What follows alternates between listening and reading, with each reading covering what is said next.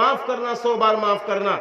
उन औरतों को क्या कहा जाए, उन मर्दों को क्या कहा जाए, उन भाइयों को क्या कहा जाए, उन बेटी बेटों को क्या कहा जाए कि जिसकी माँ ने खून को दूध की शक्ल में पिलाया हो, आज वो बेटी अपनी माँ के एहसान भूल जाए, आज वो बेटा अपने बाप के एहसान भूल जाए। ये कितने दुख की बात है कि जिस माँ ने पढ़ाया लिखाया है, आज वो बेटियां अपनी माँ के एहसान भूल गईं। आप जरा गौर कीजिए, आप खुद गौर कीजिए, जब तक आपके घर की लड़कियां आपके घर में होती हैं तो ये लड़कियां किससे मोहब्बत करती हैं? अपनी माँ से मोहब्बत करती हैं, क्योंकि औरतों और लड़कियों के अंदर वफा बहुत होती है। औरतों लड़कियों में अल्लाह ने मोहब्बत का जज्बा बहुत रखा है। अल्लाह ने औरतों लड़कियों के अंदर ईसार व कुर्बानी का जज्बा बहुत रखा है। अल्लाह ने औरतों लड़कियों के अंदर ईसार व कुर्बानी का जज्बा बहुत रखा है। तो मालूम है ये अपने उसी जज्बात से जब ये छोटी होती हैं तो ये अपने माँ की कहीं पैर दबाती नजर आती हैं, ये अपने माँ बाप की खिदमत करती नजर आती हैं, अपने भाइयों की खिदमत करती नजर आती हैं। भाई पर अगर कभी बुखार आ गया ये बहनें रो पड़ती हैं, ये माँ रो पड़ती है, हाय मेरा बेटा परेशान है, हाय मेरी बेटी परेशान है। ऐसा होता कि नहीं होता? और इन बेटियों का आलम यह होता है, अपनी माँ से मोहब्बत करती हैं, अपने बाप से मोहब्बत करती हैं, और उसके बाद यही बेटी जब माँ बाप इसकी शादी कर देते हैं, माँ बाप जब इसकी शादी कर देते हैं तो ये बेटी अब किससे मोहब्बत करती है? ये अपने शौहर से मोहब्बत करती है, ये अपने पति से मोहब्बत करती है। फिर उसके बाद जब अल्लाह ताला इसको बेटी या बेटा दे देता है तो अब यही लड़की अपने पति की मोहब्बत के साथ ये अपने बेटों से मोहब्बत करने लगती है, ये अपनी बेटियों से मोहब्बत करने लगी है। बताइए होता है कि नहीं होता है?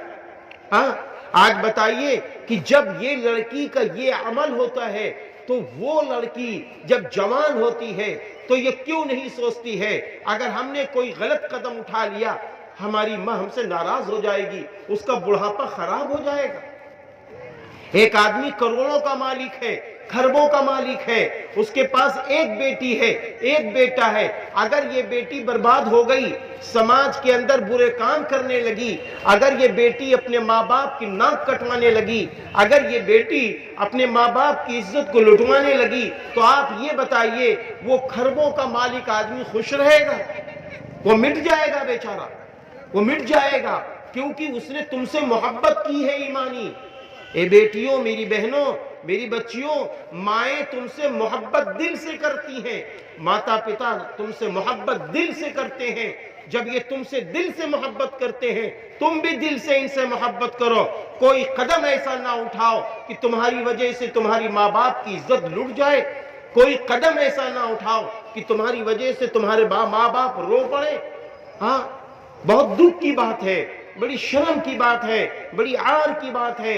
आज देखने में आ रहा है कि माँ ही ने मोबाइल दिला दिया, बाप ने मोबाइल दिला दिया, फिर उस मोबाइल से कितने गलत रास्ते तक पहुंच गई हमारी बच्चियां, हमारे बेटे पहुंच गए। लेकिन कभी सोचा क्या इस माँ ने, इस बाप ने मोबाइल इसलिए तुमको दिलवाया था कि तुम बर्बाद हो जाओ? नहीं, इस माँ ने, इस बाप ने मोबाइल इसलिए दिलवाया था कि तुम अपने पढ़ाई का काम अच्छा इससे कर सको, तुम इससे बड़े अच्छे अच्छे प्रोग्राम सुनकर तुम एक इंसान बन सको, अच्छे इंसान बन सको। इसके लिए ये नेमतें दी गई थी, इसके लिए ये सारे काम दिए गए थे। भाई गलत कह रहा हूं बताइए? तो आज हमारी बेटियों को समझना चाहिए, हमारी बच्चियों को ये समझना चाहिए कि मेरी बेटियों, मेरी बच्चियों, कोई काम ऐसा ना करना कि बुढ़ापे में तुम्हारी माँ के आंखों में आंसू आ जाएं। अगर आज याद रखना माँ के आंखों में आंसू आ गए तो याद रखना तुम्हें इज्जत कहीं नहीं मिलेगी, कहीं इज्जत नहीं मिलेगी।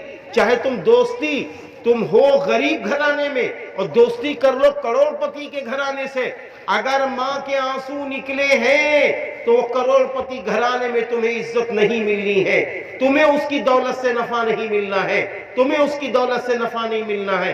क्यों? इसलिए कि आप सल्लल्लाहु अलैहि वसल्लम ने फरमाया क्या फरमाया? फरमाया देखो एक बात सुन लो, अगर माँ बाप की खुशी है तो मेरी खुशी तुम्हारे साथ है। अल्लाह ने फरमाया माँ बाप की खुशी मेरी खुशी है, माँ बाप अगर नाखुश हैं तो मैं भी नाखुश हो जाऊंगा, मैं भी नाखुश हो जाऊंगा। एक रिवायत में तो यहां तक है कि एक सहाबी रसूल आए, فرمایا اللہ کے رسول ایک بات سنیے، اگر میری ماں مجھے ستا رہی ہو، اگر میرا باپ مجھے ستا رہا ہو تو اللہ کے رسول تب بھی میں اپنی ماں کی فرما برداری کروں، اپنے باپ کی فرما برداری کروں؟ آپ صلی اللہ علیہ وسلم نے فرمایا اے میرے دوست، اگر ماں ستا رہی ہو، ماں تمہیں رلا رہی ہو، تب بھی تم پر ماں کی اتباع لازم ہے، تب بھی تم ماں کی اتباع کرو، تب بھی تم ماں کی پیروی کرو۔ تو اس لیے آج ضرورت ہے، یہ باتیں میں نے اس لیے کہی ہیں کہ جس وقت میں آیا، میرے سامنے پروگرام آیا، تو اس پروگرام کا پورا ایک نچوڑ جو ہے وہ یہی نچوڑ ہے کہ ہم اپنی فکر کریں، اپنے ماں باپ کی فکر کریں، اور ماں باپ اپنے بچے بچیوں کی فکر کریں، ان کی تعلیم کی فکر کرو۔ تعلیم ریڑھ کی ہڈی ہے، تعلیم ریڑھ کی ہڈی ہے۔ جہالت وقتی بیماری ہے، لیکن وہ بخار وقتی بیماری ہے، اور جہالت پوری زندگی کی بیماری ہے۔ بخار وقتی بیماری ہے، جہالت پوری زندگی کی بیماری ہے۔ اپنے بچوں کو پوری زندگی کا بیمار نہ بنائیے،